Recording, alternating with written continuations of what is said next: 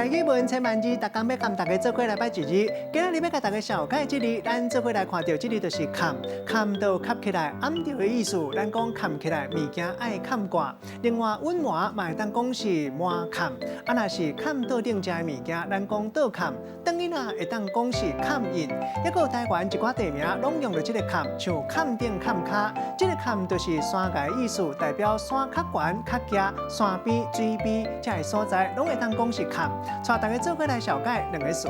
头一个，咱顶礼拜有介绍过暗坎，另外今仔日要搁再补充另外一个讲法，同款这两个字有人读做黄坎，嘛讲是用物件吸起来，或者是讲温暖，不爱互人知影的意思。